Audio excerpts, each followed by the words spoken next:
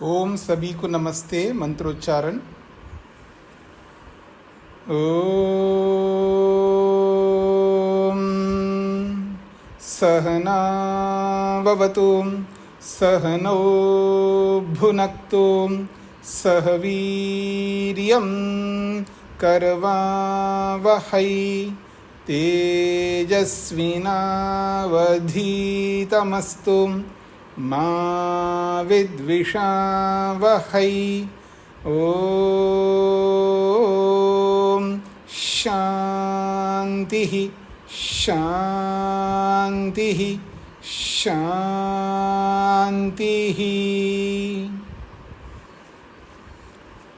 वैशेषिक दर्शन की कक्षा संख्या 44 है। तीसरे अध्याय के प्रथम आहनिक का 7 सूत्र हमने पूरे किए। कई दिन हो जाते हैं जब कक्षा नहीं होती है तो पीछे के विषय में सब भूल जाता है व्यक्ति।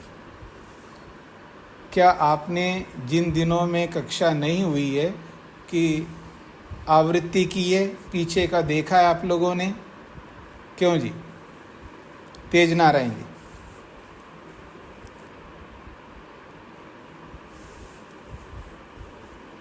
अच्छा, ओम जी।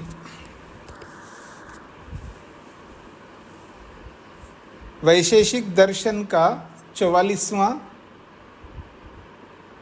या 44वीं कक्षा है।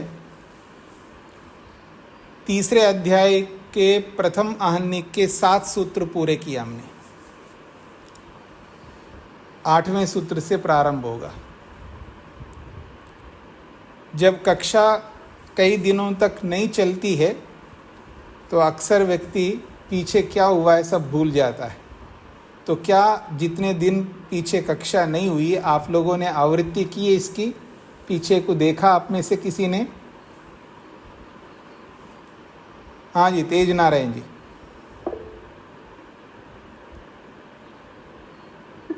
जी स्वामी।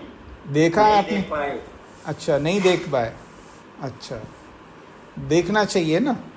तो तीसरे अध्याय का प्रथम आहनिक जो प्रारंभ हुआ है वो ये प्रारंभ हुआ है कि द्रव्य की चर्चा हो रही थी पीछे। तो द्रव्यों में 9 द्रव्य हैं। 9 द्रव्यों में पृथ्वी, जल, अग्नि, वायु, आकाश, दिशाएं, दिक्, काल, ये 7 द्रव्यों की चर्चा पीछे हो चुकी है। अब इस तीसरे अध्याय के प्रथमान्निक में क्रम प्राप्त आत्मा है 8वां द्रव्य। तो 8वें द्रव्य आत्मा के विषय में भूमिका बनाते हुए पीछे हमने 7 सूत्र पढ़े हैं। आत्मा की सिद्धि कैसे कर सकते हैं उसके लिए बोला है प्रसिद्धा इंद्रियार्थ। इंद्रिय, इंद्रियों के अर्थ ये प्रसिद्ध है, सर्वविदित है। इंद्रियों से आत्मा का बोध होता है, विषयों से आत्मा का बोध होता है। ये प्रसंग चला है। दूसरा सूत्र है इंद्रियार्थ प्रसिद्धि इंद्रियार्थेभ्यो अर्थांतरस्य हेतु। जो इंद्रिय और उनके अर्थों की जो प्रसिद्धि है, अर्थात जो लोक में इंद्रियां भी प्रसिद्ध है और उनके विषय भी प्रसिद्ध है, और इन इंद्रियों से अर्थों को प्राप्त कराने वाला कोई होता है, इससे ये पता लगता है इंद्रिय और उन अर्थों से भिन्न कोई वस्तु है, वो है आत्मा है। तो आत्मा के पीछे हेतु है इंद्रियां और उनके विषय। इंद्रिय और इंद्रियों के अर्थ ये हेतु बन रहे हैं। प्रश्नकर्ता ने तीसरे सूत्र में कहा है सो अनपदेश। ये जो आपने इंद्रिय और इंद्रियों के अर्थ आत्मा की सिद्धि में कारण बनते, हेतु बनते हैं, तो हेतु नहीं बन सकते।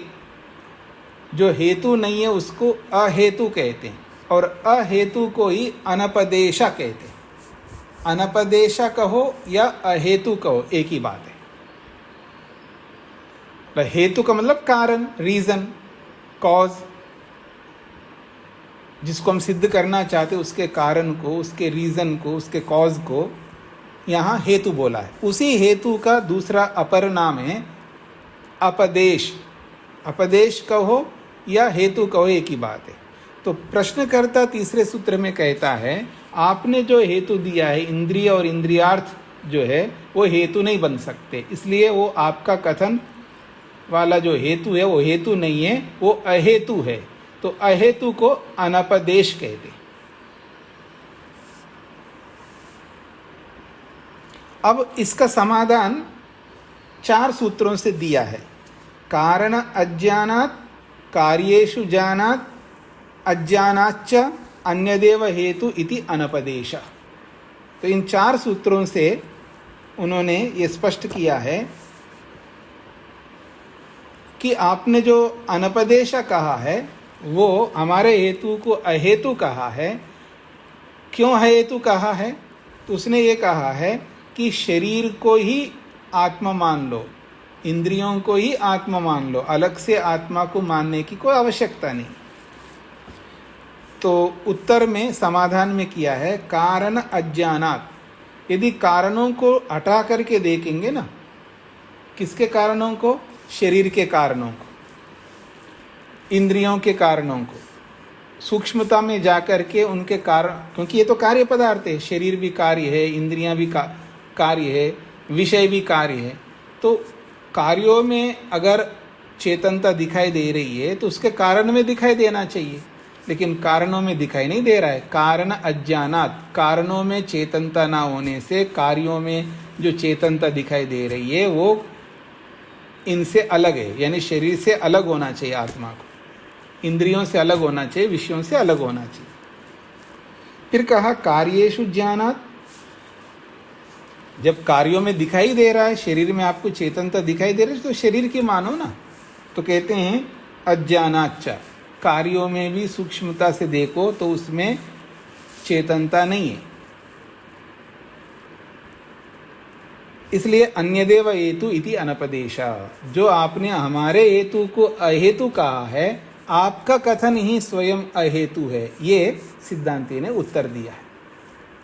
तो ये भूमिका आपको संक्षेप से वापस जितने सूत्र पढ़े आपके सामने रखा, तो याद आ गए आप लोगों को कुछ? अगर याद नहीं आए ना तो फिर तो आप कर क्या रहे हैं ये कहूँगा मैं।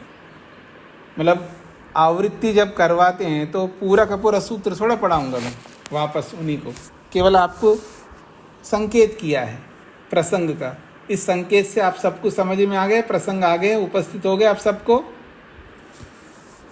अब आगे बढ़ते हैं जी 8वां सूत्र।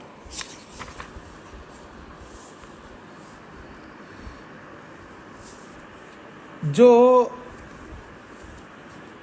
पीछे हेतु दिया है उस हेतु को प्रश्नकर्ता ने अहेतु ठहराया, यानी अनपदेश ठहराया। अब वो बुद्धि में बिठा लीजिएगा, मन में बिठा लिया। अनपदेश अर्थात अहेतु और अपदेश अर्थात हेतु। हेतु अहेतु, अनपदेश और अपदेश। तो जब भी आपके कानों में आएगा अपदेश अर्थात समझ लेना हेतु, अनपदेश अर्थात अहेतु। अनपदेश किसको कहते हैं? अहेतु किसको कहते हैं? जो हेतु नहीं है उसको अहेतु किसको कहते हैं? वास्तव में अहेतु का क्या स्वरूप होता है, इसको 8वें सूत्र में बताया जा रहा है। आप किसी को भी कारण नहीं बता सकते, किसी को भी हेतु नहीं बता सकते, आप किसी को भी हेतु के रूप में ठहरा नहीं सकते ना। तो हेतु के कुछ विषय होते, किसको हेतु बनाया जाता है उसके पीछे बहुत सारे कारण होते, तो हर किसी को आप हेतु के रूप में प्रस्तुत नहीं कर सकते। तो जो है हेतु होता है, अनपदेश होता है, वो कैसा होता है उसको 8वें सूत्र में समझाया जा रहा है। अर्थांतरम ही अर्थांतरस्य अनपदेशः, ये 8वां सूत्र है, पृष्ठ संख्या 106। अर्थांतरम ही अर्थांतरस्य अनपदेशः। देखिए अर्थांतरम, अर्थांतर कहते हैं भिन्न को, भिन्न वस्तु को अर्थांतर कहते हैं। जो कोई भिन्न वस्तु होती है, अपने से जो भिन्न है, उसको संस्कृत में अर्थांतर कहते हैं। तो अर्थांतरम ही अर्थांतरस्य अनपदेश। अब इसका अभिप्राय समझने का प्रयत्न करिएगा, भाष्य को देखिएगा। सूत्र में जो है, सूत्र को खोल करके समझा रहे हैं, अर्थांतरम ही अर्थांतरस्य अनपदेश। अब ही को समझा रहे, ही शब्द केवलार्थ। यहाँ जो ही आया है, ये केवल को बताने के लिए आया है। ये ही समझते हैं जी आप लोग? अरुण जी ही सुने, इसका क्या मतलब समझते हैं? दूसरा कोई नहीं सुन सकते, दूसरे कोई भी, सबका निषेध कर दिया जा रहा है। अरुण जी ही सुने, इसका मतलब आप बाकी लोगों को नहीं सुनना है। जब ही जोड़ा जाता है ना, वो निषेध करता है बाकियों को, अर्थात केवल को बताता है। ही शब्द केवल को बताता। अरुण जी ही सुने, तो ये जो ही आया है, ही, ये केवल को बता रहा है, अर्थात केवल अरुण जी को बताया जा रहा है, केवल, अर्थात बाकियों को नहीं। तो कह रहे ही शब्द केवलार्थ। सूत्र में जो ही आया है, ये केवल को बताने के लिए आया है। अर्थांतरम ही केवलम। अर्थांतर जो है वो केवल होता है, अर्थात केवल भिन्न वस्तु को अर्थांतर शब्द कहा जाता है। तो अर्थांतरम ही केवलम अर्थांतरम, जिसको अर्थांतर कहते हैं वो केवल अर्थांतर है। केवल अर्थांतर का मतलब है भिन्न वस्तु है, उसका कोई विशेषण नहीं है, कुछ नहीं है। वो केवल का मतलब केवल अरुण जी, अन्यों को हटाता है, ये बाकियों को हटाता है। तो अर्थांतरस्य अनपदेशो अहेतुर्भवति। जो केवल अर्थांतर होता है, केवल भिन्न वस्तु होती है, उसी को अहेतु कहा जाता है। अब उदाहरण से आपको और स्पष्ट हो जाएगा। यथा, जैसे कि धूमो रासबस्य केवलम अर्थांतरम। धुआं जो है गधे का केवल अर्थांतर है। अब धुएं का और गधे का क्या संबंध है जी? गधा एक वस्तु और धुआं दूसरी वस्तु। तो ये जो धुआं है, ये गधे से केवल भिन्न वस्तु है, अर्थात गधे के साथ कोई संबंध नहीं है। कुछ लोगों को नहीं समझ में आया। अरुण जी थोड़ा सा एक बार खड़े हो जाना आप। इनके कुर्ते, इनके टी शर्ट को देखिए, सब लोग ध्यान दीजिएगा टी शर्ट को। बैठ जाइए, देखो क्या कर रहा हूँ मैं, किसी को भी खड़ा कर रहा हूँ। अब अरुण जी के टी शर्ट देखा है जी आप लोगों ने? तो अरुण जी का टी शर्ट, अरुण जी अलग वस्तु है, टी शर्ट अलग वस्तु है। लेकिन अब उनका जो टी शर्ट केवल अलग वस्तु नहीं है, केवल अलग वस्तु नहीं है, केवल टी शर्ट नहीं है, अरुण जी का टी शर्ट है वो, यानी अरुण जी के साथ संबंध जुड़ा है। समझ रहे हैं आप लोग? अब अरुण जी का जो टी शर्ट है वो केवल टी शर्ट नहीं है। केवल टी शर्ट का मतलब है जो दुकान में है वो केवल टी शर्ट है, वो आपके साथ संबंध नहीं है। लेकिन अरुण जी के शरीर पे है वो टी शर्ट। अब केवल टी शर्ट नहीं है वो अरुण जी का टी शर्ट है। ठीक है। अब दुकान में टी शर्ट है, तो अरुण जी अलग वस्तु है, दुकान वाला जो टी शर्ट वो अलग है। तो वो केवल टी शर्ट है, क्योंकि उस टी शर्ट का किसी भी कस्टमर के साथ कोई संबंध नहीं है। दुकानदार के साथ संबंध है, वो अलग चीज़ है, लेकिन अब किसी कस्टमर के साथ वो संबंध नहीं है। तो वो टी शर्ट कैसा है? वो केवल टी शर्ट है, अर्थात अरुण जी के साथ कोई संबंध नहीं है वो।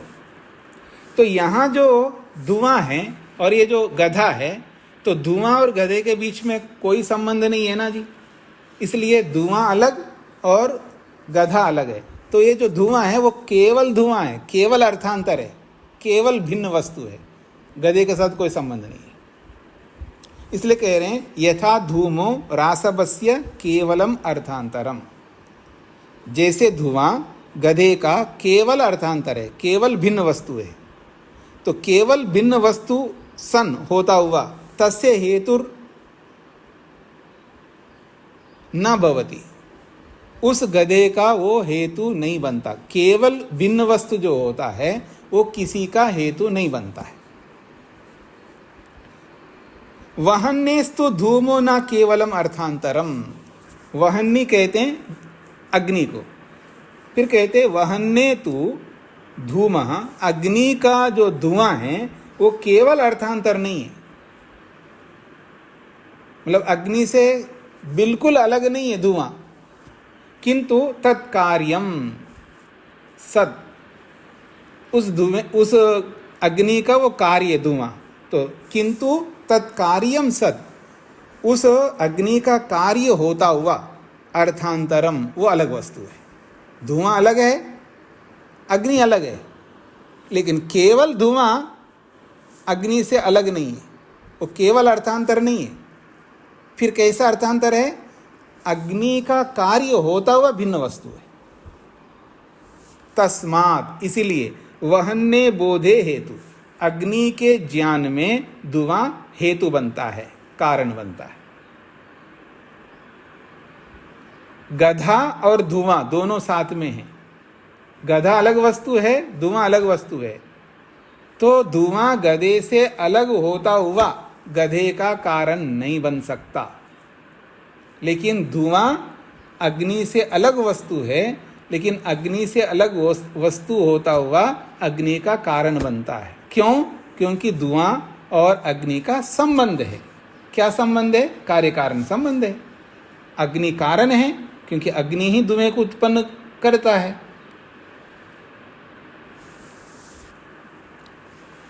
यहां तक समझ में आ गया जी सभी को? हेतु कोई बनता है तो कोई ना कोई संबंध होना चाहिए उसके साथ, बिना संबंध के किसी को हेतु नहीं बना सकते, ये इसका तात्पर्य है। इंद्रियाणि तदर्थाश्च अर्थांतराणि संति, इंद्रियां और इंद्रियों के विषय अर्थांतराणि संति आत्मना, आत्मा के ये आत्मा से अलग वस्तुएं हैं। इंद्रियां भी आत्मा से अलग है और इंद्रियों के विषय भी आत्मा से अलग है, परंतु न केवल अर्थांतराणि, वो केवल अर्थांतर नहीं है। वो इंद्रियां और इंद्रियों के विषय केवल अर्थांतर नहीं है, इंद्रियों आत्मा से बिल्कुल अलग नहीं है। इसलिए एतुत्वेन उक्तानि, वो केवल अर्थांतर होकर के हेतु के रूप में नहीं कहा है, किंतु तत्प्रसिद्धि इंद्रियार्थ प्रसिद्धि, इंद्रियार्थ प्रत्यक्षत्वम, इंद्रियार्थ ज्ञानम, क्योंकि वो इंद्रियों से आत्मा की प्रसिद्धि होती, इंद्रियों से आत्मा जाना जाता है। इंद्रियों के जो विषय है रूप रस गंध, उनसे आत्मा जाना जाता है। वो केवल अर्थांतर नहीं है। इंद्रियां आत्मा से भिन्न हैं, लेकिन केवल भिन्न नहीं है, केवल अर्थांतर नहीं है। इंद्रियों के विषय आत्मा से भिन्न हैं, लेकिन केवल भिन्न वस्तुएं नहीं है। क्यों? क्योंकि इंद्रियों से आत्मा जाना जाता है, विषयों से आत्मा जाना जाता है, क्योंकि इंद्रियों की प्रसिद्धि है, इंद्रियों के विषयों की प्रसिद्धि है, क्योंकि उनसे प्रत्यक्ष होता है। इंद्रियार्थ ज्ञानम खलु आत्मनो हेतु, इंद्रियों से ज्ञान होता है आत्मा को। जैसे नेत्रेंद्रिय से रूप का ज्ञान होता है आत्मा को, रसना इंद्रिय से रस का ज्ञान होता है, तो रस भी विषय है, रूप भी विषय है। इंद्रियां और उनके विषय आपस में जुड़े हुए हैं और इंद्रिय और विषय आत्मा के साथ जुड़े हुए हैं, इसलिए ये हेतु बनते हैं। ये अलग वस्तु अर्थांतर होते हुए केवल अर्थांतर नहीं है, आत्मा के साथ संबंध है इंद्रियों का, इंद्रियों के विषयों का, इसलिए इनको हेतु के रूप में प्रस्तुत किया है। एति इति उक्तम, इसलिए ये हेतु है ऐसा हमने पीछे कहा है। अतः न अनपदेशः, तो इंद्रिय इंद्रियार्थ प्रसिद्धि ये आत्मा की सिद्धि के लिए अनपदेश नहीं है, अर्थात अपदेश है। ये सूत्र का अभिप्राय हुआ। अब आप में से जिनको नहीं समझ में आया वो पूछ सकते। सभी को समझ में आ गए जी? आ गए तो मैं आगे बढ़ता हूँ। अब जो जिसको हम हेतु बनाते हैं तो कितने प्रकार के हेतु होते हैं जिनको भी हम हेतु बनाएंगे, क्योंकि एक ही प्रकार का एक ही हेतु हर जगह लागू नहीं होता है ना, अलग अलग विषय होते हैं, अलग अलग स्थान होते हैं, अलग अलग प्रसंग होते हैं। तो हेतु कितने प्रकार के होते हैं उसको आगे बताया जाएगा। मतलब कितने प्रकार से अलग वस्तु जिसकी हम सिद्धि करना चाहते हैं, जिस वस्तु को समझाना चाहते हैं, जिस वस्तु को सिद्ध करना चाहते हैं, किसको सिद्ध करना चाहते हैं जी यहाँ पर? आत्मा को। तो जिस आत्मा को सिद्ध करना चाहते हैं या जो भी हेतु के रूप में प्रस्तुत करना चाहते हैं आप, वो हेतु कितने प्रकार का होता है? जो अलग वस्तु हो, अलग वस्तु भी है और हेतु भी बनता है, वो अलग वस्तु भी हो और हेतु भी बने, वो ऐसा अलग वस्तु कितने प्रकार का होता है जो हेतु बनता है? एक प्रश्न है, उसका समाधान अगले सूत्र में दिया जा रहा है। पहले भूमिका देखिएगा। अर्थांतरम किमपि सहचर्यम अवलंब्य अर्थांतरस्य हेतुर्भवति। जो अर्थांतर है, अर्थात जो कोई वस्तु भिन्न वस्तु है, अर्थांतरम किमपि, जो भी भिन्न वस्तु है, किमपि सहचर्यम अवलंब्य, कोई ना कोई सहचर को, कोई ना कोई निकटता को, अर्थात कोई ना कोई संबंध को पाकर के अर्थांतरस्य हेतुर्भवति, किसी का वो हेतु बनता है। जिसको भी आप हेतु बनाना चाहते हैं उसके पीछे कोई ना कोई संबंध होना चाहिए। सहचर्यम का मतलब है संबंध। जिसको आप हेतु बना रहे हो उसका, जिसकी सिद्धि के लिए बना रहे हो उसका कोई ना कोई वो संबंध रखता हो, तभी वो हेतु बन सकता है। अगर जिसको आप हेतु बना रहे हो वो कोई संबंध नहीं रखता है, जैसे धुआं और गधा है, तो धुआं गधे के साथ कोई संबंध नहीं रखता, तो उसको कैसे हेतु बनाओगे? अग्नि का हेतु बना सकते हैं, तो अग्नि के साथ क्या संबंध है? कार्य कारण संबंध है। स्पष्ट हो रहा है जी? तो जिसको आप हेतु बना रहे हो तो वो कोई ना कोई संबंध रखना चाहिए। तो सहचर्यम का मतलब है संबंध। अर्थांतरम, कोई भी भिन्न वस्तु, किमपि अर्थांतरम, कोई भी भिन्न वस्तु, सहचर्यम अवलंब्य, कोई संबंध का सहारा लेते हुए, अर्थांतरस्य, किसी और वस्तु का हेतुर्भवति, हेतु बनता है। इति आयातम, ऐसा ये सार निकल के आ रहा है। तत्परिगणनम क्रियते, वो जो संबंध है, जिन जिन संबंधों से वो हेतु बनता है, तत्परिगणनम क्रियते, उन संबंधों का परिगणना, उसका कथन किया जा रहा है। अर्थात वो कितने संबंध होते हैं उसकी गणना की जाती है। कितने संबंधों से हेतु बनता है उसकी परिगणना, उसकी संख्या गिनी जा रही है। समाधान हो गया जी? स्पष्ट हो गया? अब सूत्र आ रहा है, 9वां सूत्र। संयोगी, समवायी, एकार्थ समवायी, विरोधी च, इतने प्रकार के संबंध होते हैं जी।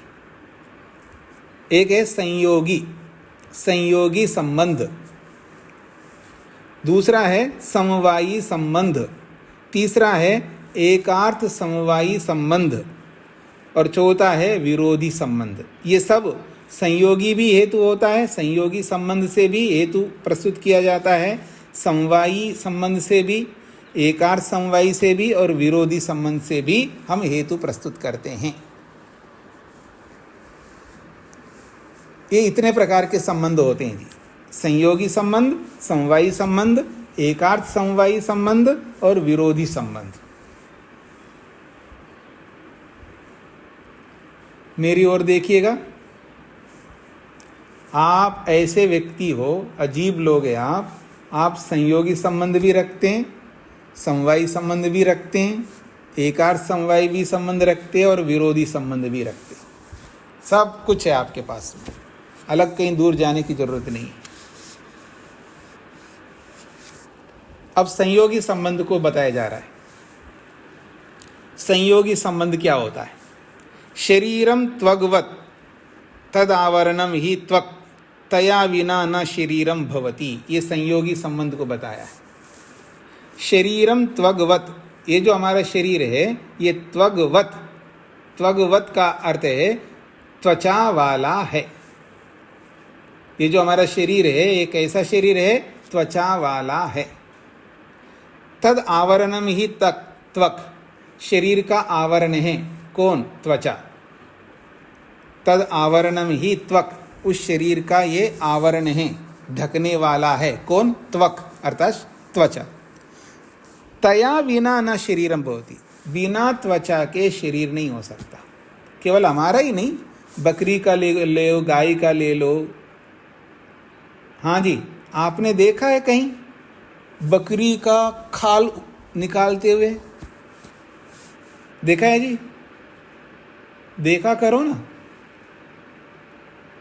इससे बहुत विवेक होता है। मैं ये नहीं कह रहा हूं खाने के लिए देखो, देखने से विवेक होता है। गाय का, भैंस का खाल उतारते हुए देखा? हमने देखा है, देखना चाहिए, विवेक होता है। तो त्वचा जो है हर प्राणी का होता है, किसी का पतला होता है, जैसे हमारी त्वचा बहुत पतली होती है, लेकिन गाय का निकालो या आप बकरी का निकालो, हमने तो सुअर का भी, जंगली सुअर जो होता है ना, जंगली सुअर, उसकी भी बहुत मोटी त्वचा होती है, बहुत मोटी त्वचा होती है। आपको बता दूं, उस त्वचा को भी खाते हैं पका करके। यूं तो सभी प्राणियों की त्वचा को खाते ही ये लोग। तो शरीर जो है बिना त्वचा के नहीं रह सकता, तो शरीर के साथ त्वचा का संयोग है, तो इसको संयोगी संबंध कहते हैं। कदाचित अंधकारे त्वचम स्पृष्ट्वा अनुमीयते अस्ति शरीरम। कदाचित अंधकारे, कभी कभी अंधकार में, अंधेरे में।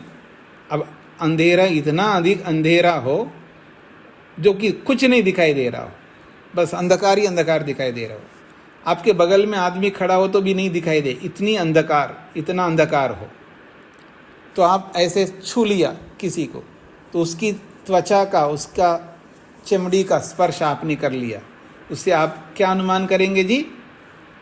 यहाँ कोई आदमी खड़ा है। अगर आदमी जैसा ही, जो मोम का जो पुतला होता है ना, मोम के पुतले को स्पर्श करके देखो तो आपको पता लगेगा ये आदमी नहीं है, ये पुतला है। पता लगता है, स्पर्श से पता लगता है, बहुत कुछ पता लगता है स्पर्श से। तो शरीर त्वचा वाला है, तद आवरणम ही त्वक, त्वचा शरीर का आवरण है। तया बिना न शरीरम भवति, उस आवरण के बिना, उस त्वचा के बिना शरीर नहीं होता है। कदाचित अंधकारे, कभी कभी अंधेरे में, त्वचम स्पृष्ट्वा, त्वचा को स्पर्श करके, अनुमीयते, अनुमान किया जाता है क्या? अस्ति शरीरम, यहाँ कोई शरीर है, अर्थात यहाँ कोई आदमी खड़ा है, या यहाँ कोई गाय खड़ी है, यहाँ कोई बकरी खड़ी है। जिस जिस प्राणी को आप पहचानते हो पहले से, उसको छू करके ही आप पता लगा लोगे। अब अगला उदाहरण दे रहे, सुपथा गच्छतो रथस्य सारथी अनुमीयते, अस्ति रथो अयम सारथीमान। समवायी एक प्रकार से यूं कहिएगा, हाँ ये भी संयोगी संबंध है। सुपथा गच्छता रथस्य, उत्तम मार्ग में चलते हुए रथ को, मतलब कोई रथ मार्ग पर अच्छी रीति से जा रहा है, ठीक से रथ जा रहा है। अब रथ तो आपका आजकल का रथ गाड़ी, कार समझ लीजिएगा। तो कोई रोड पर, सड़क पर अच्छी प्रकार से गाड़ी जा रही है, तो सुपथा गच्छतो रथस्य, ठीक ठीक जाती हुई कार को देख करके आप क्या अनुमान करेंगे? सारथी अनुमीयते, हाँ जी अच्छा ड्राइवर है, ऐसा आप अनुमान करोगे। अगर कभी गाड़ी इधर ठुक रही है, कभी इधर जा रही है, मतलब बैलेंस्ड नहीं जा रही है, कभी इधर जा रही है, कभी इधर जा रही है, ढंग से नहीं जा रही है, तो आपको क्या पता लगेगा, क्या अनुमान होगा? सारथी जो है ठीक नहीं है, ड्राइवर ठीक नहीं है, ये अनुमान होता है। अस्ति रथो अयम सारथीमान, हाँ इस गाड़ी में कुशल सारथी बैठा है, कुशल ड्राइवर बैठा है, ऐसा आपको अनुमान हो जाएगा।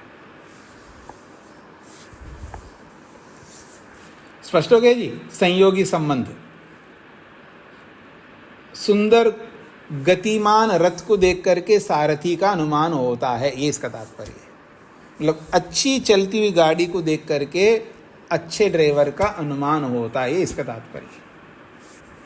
ये है संयोगी संबंध।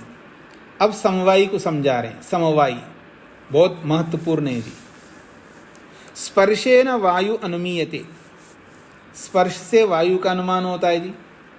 शब्देन आकाशो द्रव्यम इति अनुमीयते, जहाँ भी शब्द सुनाई दे रहा है ना वहाँ आकाश है, ये भी समझ में आएगा। बिना आकाश के शब्द आप नहीं सुन सकते। जहाँ भी शब्द हो रहा है वहाँ आकाश होता है। तो शब्द से आकाश का अनुमान होता है, स्पर्श से वायु का अनुमान होता है। व्यक्तवाचा मंत्र पाठेन वा व्यवहितो विज्जनो होता वा अनुमीयते। कहते हैं व्यक्तवाचा, स्पष्ट वाणी कहीं सुनाई दे रही है, एकदम स्पष्ट, जैसे अग्नि मीणे पुरोहितम यज्ञस्य देवमृत्विजं होतारम रत्नधातमम, ऐसा कोई भी मंत्र, कोई श्लोक, कोई व्यक्तवाणी का मतलब है स्पष्ट वाणी, स्पष्ट वाणी से, अथवा अच्छा व्यक्तवाणी का मतलब है स्पष्ट वाणी। जैसे मैं हिंदी में बोल रहा हूँ, कोई संस्कृत में बोलता है, कोई अंग्रेजी में बोलता है और स्पष्ट अच्छा उच्चारण हो रहा है। चाहे अंग्रेजी का उच्चारण कर रहा है तो ब्रिटिश इंग्लिश बोल रहा है या अमेरिकन इंग्लिश बोल रहा है, और इंग्लिश तो ब्रिटिश इंग्लिश ही मानी जाती है। तो मान लीजिए कोई ब्रिटिश इंग्लिश बोल रहा है, व्यक्तवाणी है, या कोई व्यक्त हिंदी, लखनऊ ही हिंदी बोल रहा है कोई, ठीक है जी, लखनऊ की हिंदी अच्छी मानी जाती है ना। आप लोगों को पता है हिंदी कहाँ की हिंदी बहुत अच्छी मानी जाती है? लखनवी हिंदी बहुत अच्छा माना जाता। तो अच्छी हिंदी बोल रहा है, वो स्पष्ट वाणी है। अथवा मंत्र पाठ है ना, बहुत अच्छा सुंदर स्पष्ट मंत्रोच्चारण कर रहा है, लेकिन दिख नहीं रहा है वो व्यक्ति, व्यवहितः, वो व्यवहित है, दीवार के पीछे से बहुत बड़ा स्पष्ट हिंदी बोल रहा है, स्पष्ट अंग्रेजी बोल रहा है, अथवा उत्तम मंत्र पाठ कर रहा है, व्यवहित है, ढका हुआ, अर्थात दीवार के पीछे उधर है, उससे पता लगेगा। विज्ज जना, अगर कोई स्पष्ट हिंदी बोल रहा है तो वो विज्ज जन है, अर्थात स्कॉलर है, भाषा विज्ज है। या उत्तम मंत्र पाठ कर रहा है तो होता का पता लगता है। विज्ज जन जो है व्यक्तवाणी से और मंत्र पाठ से होता का अनुमीयते, अनुमान होता है। ये समवायी संबंध है। देखिएगा, स्पर्श और वायु का समवायी संबंध है, क्योंकि जो शीतल स्पर्श है या जो भी गर्म स्पर्श, जो भी स्पर्श हो रहा है वो वायु का ही गुण है ना। तो वायु और स्पर्श का समवायी संबंध है, वो वायु में ही मिलेगा। जहाँ जहाँ स्पर्श वहाँ वहाँ वायु, ऐसे समझ लीजिएगा। जहाँ जहाँ शब्द वहाँ वहाँ आकाश, तो आकाश और शब्द का समवायी संबंध है, वायु और स्पर्श का समवायी संबंध है।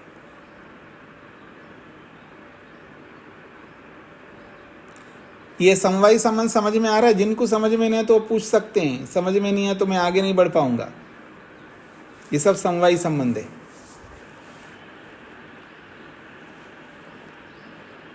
जिसके बिना जो ना हो, जिसके बिना जो ना रहे, उसको समवायी कहते हैं। वायु स्पर्श के बिना रह सकता है, इसको समवायी कहेंगे। आकाश शब्द के बिना रह सकता है? नहीं रह सकता। आकाश है तो उसका गुण होना चाहिए ना, बिना गुण का शब्द, बिना गुण का द्रव्य नहीं रह सकता है ना। तो शब्द गुण के बिना आकाश रह ही नहीं सकता। जिसके बिना जो ना हो, जिसके बिना जो ना हो, वो उसी का ही गुण माना जाएगा, उसी का ही धर्म माना जाएगा। हाँ जी, इच्छा के बिना आत्मा रह सकता है, तो इच्छा किसका गुण है? आत्मा का गुण है। यही समवायी संबंध कहलाता है। अनीता जी को क्या कहना है? प्रणाम स्वामी जी। स्वामी जी, ये संयोगी और समवायी में थोड़ा सा लग रहा है, क्योंकि जैसे शरीर त्वक वाला होता है तो ये भी अविनाभाव संबंधी लग रहा है ना, ये भी अविनाभाव। नहीं नहीं, दोनों में आप समझने का प्रयत्न, त्वचा एक वस्तु अलग है, शरीर एक अलग वस्तु है, ये संयोगी संबंध है। और यहाँ स्पर्श कोई द्रव्य नहीं है, स्पर्श एक गुण है और वायु एक द्रव्य है। यहाँ गुण और गुणी का संबंध है, समवायी संबंध है। और वहाँ वस्तु का संयोगी में है, जैसे रथकार, रथ को चलाने वाला एक अलग वस्तु है, द्रव्य है। वस्तु ना बोल करके मैं द्रव्य बोलता हूँ। ड्राइवर अलग द्रव्य है, रथ अलग द्रव्य है, दोनों का समवायी संबंध है। त्वचा एक अलग द्रव्य है, शरीर एक अलग द्रव्य है, ये संयोगी संबंध है। अब समझ में आ गया? जी जी जी जी, धन्यवाद। हाँ जी, सुभाषिनी जी को क्या कहना है? नमस्ते स्वामी जी। जी, समवाय संबंध को नित्य संबंध कह सकते हैं? बिल्कुल कह सकते हैं। ठीक है स्वामी जी। हाँ, जिसके बिना जो ना हो उसको समवायी संबंध भी कह सकते, अनिवार्य संबंध भी कह सकते, अविनाभावी संबंध कह सकते, नित्य संबंध भी कह सकते। और ये सारे शब्द मैं अनेक बार बोल चुका हूँ इसी वैशेषिक में। अविनाभाव संबंध, नित्य संबंध, समवायी संबंध, ये सब एक ही बात है। आगे बढ़ रहा हूँ जी। दो बातें कही है, दो संबंध, एक तो संयोगी संबंध को बताया और एक समवायी संबंध को बताया। दो बचे हैं, एकार्थ समवायी और विरोधी, ये दो बचे हैं। उसके लिए कह रहे हैं सूत्रकृत आचार्य स्वयं उदाहरति सूत्रै। एकार्थ समवायी और विरोधी, एकार्थ समवायी संबंध और विरोधी संबंध, इन दोनों को सूत्रकृत आचार्य, सूत्र बनाने वाले आचार्य स्वयं उदाहरति सूत्रे, अलग सूत्रों से स्वयं बताएंगे। यहाँ नहीं बताया जा रहा है, उन दोनों को स्वयं सूत्रकार आगे सूत्रों के द्वारा इन दो संबंधों को बताएंगे, इसका तात्पर्य। हाँ जी, आगे बढ़ रहा हूँ। 10वां सूत्र। अब कह रहे हैं एकार्थ समवायी ना उदाहरण आचष्टे। एकार्थी समवायी का उदाहरण सूत्रकार बता रहे हैं 10वें सूत्र के माध्यम से। इसको कहते हैं एकार्थी समवायी। कार्यम कार्यांतरस्य, एक कार्य को देख करके दूसरे कार्य का भी हम अनुमान कर लेते हैं। एक कार्य को देख करके दूसरे कार्य को भी हम अनुमान कर लेते हैं। एक कार्य को देखा, उसके साथ साथ दूसरे कार्य को भी समझ लेते हैं। दोनों को देखने की जरूरत नहीं है, एक को देख लो, दूसरा अपने आप समझ में आ जाएगा। इसको कहते हैं एकार्थ समवायी। एक अर्थ में दो समवेत होते हों, एक ही पदार्थ में दो समवेत रहे, एक पदार्थ में दो कार्य विद्यमान हो, उसको एकार्थ समवायी संबंध कहते हैं। ध्यान से सुन लीजिएगा। एक पदार्थ में एक साथ दो कार्य विद्यमान होते हो, समवेत होते हो, उसको एकार्थ समवायी संबंध कहते हैं। तो एक पदार्थ में एक कार्य को देखा तो दूसरा कार्य अपने आप समझ में आ जाएगा, उसको देखने की जरूरत नहीं है, उसको कहते हैं एकार्थ समवायी संबंध। तो उसके लिए सूत्र बनाया कार्यम कार्यांतरस्य। एक कार्य को देख करके दूसरे कार्य का अनुमान हो जाता है, क्योंकि वो दोनों कार्य एक ही में रहेंगे। कार्यम कार्यांतरस्य, कार्यद्रव्यस्थम रूपम कार्यम, कार्य द्रव्य में विद्यमान जो रूप है वो कार्य है। जैसे द्रव्य कार्य है तो उसका रूप भी कार्य है। किसका कार्य है? कारण द्रव्य रूपस्य, वो कारण द्रव्य के रूप का कार्य है। कार्य द्रव्य में जो रूप है वो रूप भी कार्य है, और द्रव्य तो कार्य है ही है।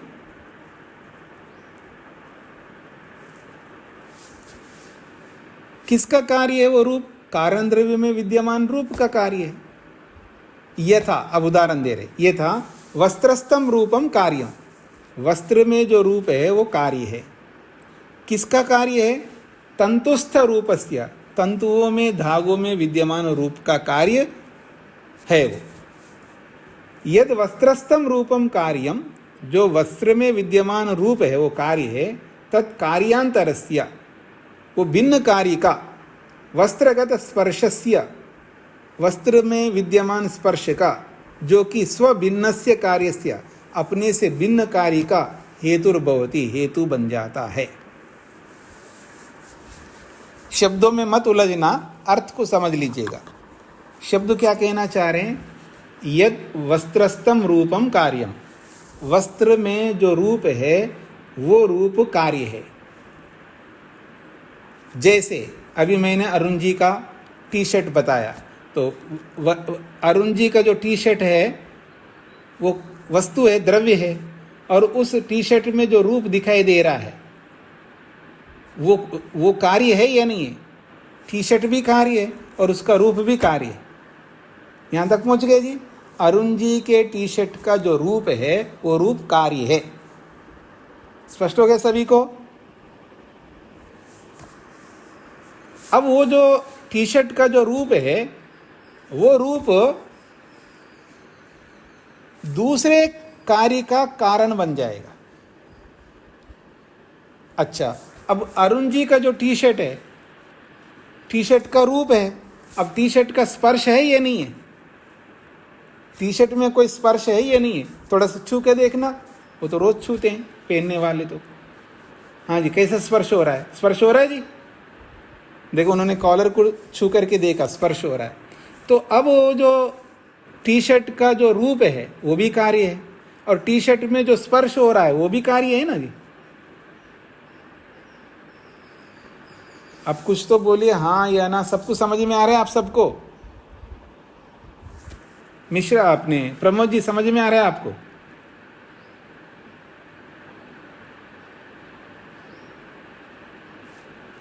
जी स्वामी जी। अब दोनों कार्य हो गए, टी शर्ट का रूप भी कार्य है, टी शर्ट का स्पर्श भी कार्य है। अब ये कहना चाह रहे हैं, अगर आप सब लोग देख रहे हैं उनके टी शर्ट को, दिखाई दे रहा है, उनका कॉलर दिखाई दे रहा है आपको, उसका रूप दिखाई दे रहा है, रूप दिखाई दिया। अब उस स्पर्श को आपको देखने की आवश्यकता नहीं, अर्थात उनके टी शर्ट के स्पर्श को छू करके देखने को आपको आवश्यकता नहीं है। एक कार्य को देख करके दूसरा कार्य स्पर्श का भी आपको अनुमान हो जाएगा। उस टी शर्ट के अंदर स्पर्श भी है, चाहे वो कोमल है, खुरदरा है, या और भी अलग अलग स्पर्श होते हैं ना, स्पर्श है, आपको छूने की जरूरत नहीं है। एक आपने देख लिया रूप को, आंखों से देख लिया, अब वो स्पर्श करके उसके स्पर्श को देखने की आवश्यकता नहीं, अनुमान हो जाएगा। एक कार्य को देख के दूसरे कार्य का अनुमान होता है, और ये दोनों कार्य किस में है जी? टी शर्ट में है। इसको कहते हैं एकार्थ समवायी संबंध। एक अर्थ में, एक पदार्थ में दो कार्य रहते हैं, तो उन दो कार्यों में से एक कार्य को देख करके दूसरा कार्य का अनुमान हो जाता है। जरूरी नहीं है सबको प्रत्यक्ष करना है हमको। अब अरुण जी के टी शर्ट का प्रत्यक्ष तो हो रहा है रूप का, अब आप कैसे छुओगे जी ऑनलाइन में? आपको थोड़ा स्पर्श हो जाएगा। रूप का प्रत्यक्ष हो रहा है लेकिन उसका स्पर्श का प्रत्यक्ष नहीं होता हो, अब जिद लगा के बैठे नहीं जी मैं छू करके मानूंगा उसमें स्पर्श है ही नहीं है। भले आदमी, हर चीज का प्रत्यक्ष करने की आवश्यकता नहीं है। इसको कहते हैं एकार्थ समवायी संबंध।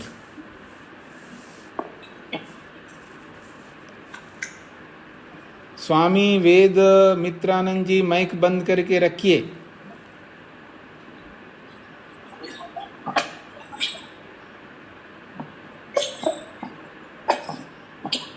हाँ जी, अब इसी बात को दूसरी पंक्ति से समझाया जा रहा है, अब समझ लीजिएगा। यद वस्त्रस्थम रूपम कार्यम, जो वस्त्र में विद्यमान रूप है वो कार्य है। तत्, वो जो रूप है, कार्यांतरस्य, दूसरे कार्य का, कार्यांतरस्य मतलब दूसरे कार्य का। कौन सा है दूसरा कार्य? वस्त्रगत स्पर्शस्य, वस्त्र में विद्यमान स्पर्श का। स्वभिन्नस्य कार्यस्य, अपने से भिन्न जो कार्य है, अर्थात रूप है स्वयं, तो अपने रूप से भिन्न जो कार्य, जो स्पर्श है, उस स्पर्श का हेतुर्भवति, वो हेतु बनता है। कौन? रूप। वस्त्र का जो, टी शर्ट का जो रूप है वो रूप हेतु बन रहा है उस टी शर्ट में स्पर्श का, ये इसका तात्पर्य है। प्रमोद जी को क्या कहना है? स्वामी जी, तो ये तो प्रत्येक द्रव्य में रहेगा जिसमें रूप है। तो बता रहे हैं, वही एक अर्थ समवायी को बता रहे हैं। आप ये नहीं बोल सकते जहां जहां स्पर्श है वहां वहां रूप है, ये नहीं बोल सकते। लेकिन जहाँ जहाँ रूप है वहाँ वहाँ स्पर्श है, ये बोल सकते हैं। हाँ, ये बोल सकते। तो जहां जहां रूप है वहां वहां स्पर्श है बोलने के लिए आपको सभी में है, जहां रूप है तो सभी में है, लेकिन सभी को आप प्रत्यक्ष नहीं कर सकते हो ना। जिसका प्रत्यक्ष कर लो, आपके हाथ में टी शर्ट है, जैसे अरुण जी के हाथ में यानी उसके पास टी शर्ट है, दोनों का प्रत्यक्ष कर सकते, लेकिन आप सब नहीं कर सकते। तो आपको जैसे इनको स्पर्श का बोध हो रहा है तो आपको भी बोध हो जाएगा। इनको प्रत्यक्ष बोध हो रहा है, आपको अनुमान से बोध हो जाएगा। बोध दोनों को हो रहा है। इसके लिए हमको जानना पड़ता है एक अर्थ समवायी को, ये कह रहे हैं शेखर जी। जी प्रणाम स्वामी जी। जी तो जैसे प्रकाश है और अग्नि है, इसका इसमें रूप में हम कैसे स्पर्श को कैसे देखेंगे स्वामी जी? नहीं, प्रकाश को छोड़िएगा। प्रकाश में स्पर्श है लेकिन आपको अनुभूति नहीं होगा। आपके हाथों में इतना मेजरमेंट नहीं है कि आप उसको छू करके उसका स्पर्श का भी बोध कर सके। लेकिन अग्नि को छू करके आप उसका स्पर्श का बोध कर सकते हो। वो स्थूल है, प्रकाश थोड़ा सूक्ष्म है, इसलिए आपको बोध नहीं हो पाता है। उसको ये भी बोल सकते उसमें स्पर्श है लेकिन थोड़ा सा अनुद्बुद्ध है, कम उद्बुद्ध है, और अग्नि में अधिक उद्बुद्ध है, अर्थात अधिक प्रकट है अग्नि में और प्रकाश में कम प्रकट है उसका स्पर्श, ऐसा बोल सकते। जी स्वामी। आगे बढ़ रहा हूं जी। वस्त्रगत स्पर्शोपि कार्यम, वस्त्र में जो स्पर्श है वो भी कार्य है। तंतुस्थ रूपस्य, और वो वस्त्र में स्थित रूप किसका कार्य है? तो धागों में विद्यमान स्पर्श का कार्य है। तंतूनाम रूपम रक्तम, धागों का जो रूप है वो लाल है अथवा नीलम व, ये नीला है। वस्त्रस्थ रूपस्य रक्तस्य नीलस्य कारणम, वस्त्र में जो रक्त लाल रंग आया है वो लाल रंग तंतुओं का लाल रंग है, अथवा नीलस्य, यह वस्त्र में जो नीला रंग है वो धागों का नीला रंग का कार्य है। इसलिए कारणम, वो वस्त्र में विद्यमान जो लाल रंग है या नीला रंग है उसका वो कारण बनता है धागों में विद्यमान लाल या नीला। तथैव, ठीक इसी प्रकार से तंतूनाम स्पर्शो मृदु कर्कशो वा, धागों में जो स्पर्श है या तो मृदु स्पर्श है जैसे रेशमी धागे है तो, अथवा कर्कश है, अथवा कर्कश समझते हैं जी, खुरदरा, जैसे नारियल की रस्सी में है, नारियल की रस्सी में जो स्पर्श होता है वो थोड़ा सा खुरदरा होता है, वो कर्कश होता है। वस्त्रस्थ रूप वस्त्रस्य स्पर्शस्य मृदो कर्कशस्यापि कारण, तो वस्त्र में विद्यमान जो स्पर्श है, चाहे वो वस्त्र में मृदु स्पर्श है तो इस मृदु स्पर्श का कारण धागों का मृदु स्पर्श है, अथवा वस्त्र में जो कर्कश स्पर्श है तो इस वस्त्र का जो कर्कश स्पर्श जो है ये धागों का कर्कश स्पर्श कारण बनता है। क्योंकि कुछ ऐसे भी धागे होते हैं बड़े खुरदरा खुरदरा होते हैं, जैसे क्या बोलते हैं आप, पायदान बनाते हैं जी, मोटे धागों से, कर्कश धागों से बनाते हैं।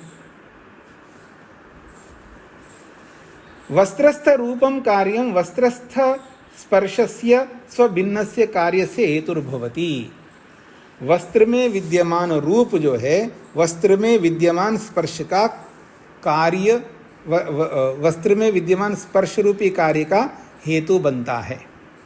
वस्त्रस्थ रूपम कार्यम, वस्त्र में विद्यमान जो रूप कार्य है, वस्त्रस्थ स्पर्शस्य स्वभिन्नस्य कार्यस्य हेतुर्भवति, वस्त्र में विद्यमान अपने भिन्न रूप से भिन्न जो स्पर्श रूपी कार्य है उस कार्य का हेतु बनता है। कौन? रूप। ये तो रूपम न स्पर्श मंत्रेण तिष्ठति, क्योंकि कोई भी रूप बिना स्पर्श के नहीं रह सकता। यत्र रूपम तत्र स्पर्शेनापि भाव्यम, जहाँ जहाँ रूप है वहाँ वहाँ स्पर्श अवश्य होना ही चाहिए। तथा गंधोपि रसस्य हेतुर्भवति, गंध भी रस का हेतु होता है। गंधोपि रसस्य हेतुर्भवति, गंध भी रस का कारण बनता है। हाँ जी, अब मेरी ओर देखिएगा। इस सीजन में आम खाया जी, इस सीजन में आम खाया। देखो जी, मैं वहां से आते ही आम खाया, वो भी केसर गुजरात का। बस इतने मीठे नहीं है पर खाया।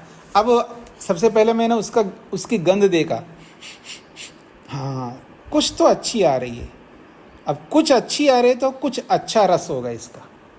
तो गंध का प्रत्यक्ष करके उसका रस का अनुमान कर सकते। ये कहना चाह रहे हैं, गंधोपि रसस्य हेतुर्भवति, गंध भी रस का हेतु बन जाता है। अच्छी गंध तो अच्छा रस, खराब गंध तो खराब रस। गंधेन रसो अनुमीयते, गंध से रस का भी अनुमान होता है। गंधेन रसो ही अनुमीयते ही लोके पक्व आम्रादि फलस्य, पके हुए आम आदि का रस का अनुमान होता है उसके गंध को देख करके। कुछ लोग होते हैं गंध को देख करके बहुत अच्छा पहचानते। हमारे जो गुरुजी थे स्वामी सत्यपति जी महाराज, उनसे हमने बहुत सारा फल खरीदा कैसा जाता है वो सीखा है। जब हम लोग फल ला करके खरीद करके उनको देते थे तो वो बताते, देख ये जो संतरा है, देखो जब दोबारा संतरा लेने जाओगे तो कैसे संतरा लाना है आपको। इसकी चमड़ी जो है बिल्कुल पतली होनी चाहिए और ऐसा रंग होना चाहिए और इसकी ऐसी गंध होना चाहिए।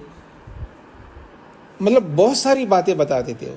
आम लाएंगे तो कैसे आम लाना है, उसमें क्या देखना चाहिए। मतलब अनार ला रहे हो तो कैसे अनार लाना चाहिए, कैसे उसके अंदर, अब दिखता तो है नहीं है उसके अंदर अनार जो है पक गया, कच्चा है, लाल है या लाल नहीं है, अनार कैसे लाना चाहिए, संतरे कैसे लाना चाहिए, केले लाते तो कैसे केले लाना चाहिए। मतलब दुनिया भर के फल, वो फलों के बहुत शौकीन थे। मतलब फल अच्छे खाते थे, अन्न कम खाते थे, फल ज़्यादा खाते थे। किसी संत ने एक बार बताया था मेरे को कैसे खाना चाहिए। अर्थात उन्होंने बताया, अगर आपके पास सामर्थ्य है थोड़ा बहुत ड्राई फ्रूट्स खा लेना चाहिए कुछ। मैंने शेखर जी को देखा है अभी शिविर में, एक बार ही मेरे पास आके बैठे इतने दिनों में, तो उनका जो प्लेट था 2-3 बादाम, नहीं बादाम तो नहीं, 2-3 काजू के टुकड़े दिखाई दिए, कुछ किशमिश के टुकड़े दिखा दिया, जो भी मैंने नहीं देखा और कितने हैं तो वो दिखाई दिया। थोड़े से वो क्या बोलते हैं आप, कॉर्न, मक्के के कुछ दाने देगा। अर्थात उन्होंने जो अपनी प्लेट में 1-2-3 चीज़ें भरे नहीं हैं, अलग अलग थोड़ा थोड़ा थोड़ा उन्होंने डाला है उसके अंदर। तो किसी संत ने ये बोला है कि अगर आप खाना खाते हो तो कैसे खाओ। उनका अपना मंतव्य आपके सामने रख रहा हूँ। मैं ये नहीं कहना चाह रहा हूँ वो सही है गलत है, वो एक अलग चीज़ है। लेकिन बात समझने वाली है कि आप कुछ सूखे मेवे कुछ ले लीजिए थोड़ा थोड़ा थोड़ा, उसके बाद जो है आप कुछ फ्रूट्स ले लीजिएगा, उसके बाद जो है कुछ सब्जी दाल ले लीजिएगा। उसके बाद अन्न के लिए जगह नहीं बचता है, अन्न कम लेना है, अन्न की मात्रा कम लेना है। ड्राई फ्रूट्स थोड़े से ले लिए, फिर उसके बाद थोड़ा सा आप फल ले लिए अलग अलग, फिर कुछ सब्जी दाल जो भी है वो ले लीजिएगा थोड़ा थोड़ा। ये इनकी मात्रा, यानी ड्राई फ्रूट्स 1 हो गया, फल 2 हो गया, सब्जी 3 हो गया। उसके बाद चौथे नंबर पर अन्न आता है। अन्न कम मात्रा में लेना चाहिए, ऐसा उन्होंने बोला है। ऐसा मैंने उनके शेखर जी के प्लेट में देखा है। मतलब हर चीज़ होने चाहिए, सारे न्यूट्रिशन मिलना चाहिए। कोई आदमी को, मेरे को हलवा पसंद है तो हलवा ही पेट भर के खा लिया आदमी ने, तो उसमें एक ही चीज़ ज़्यादा है। मतलब एक का मतलब उसमें घी है, चीनी है, आटा है, इतना ही है।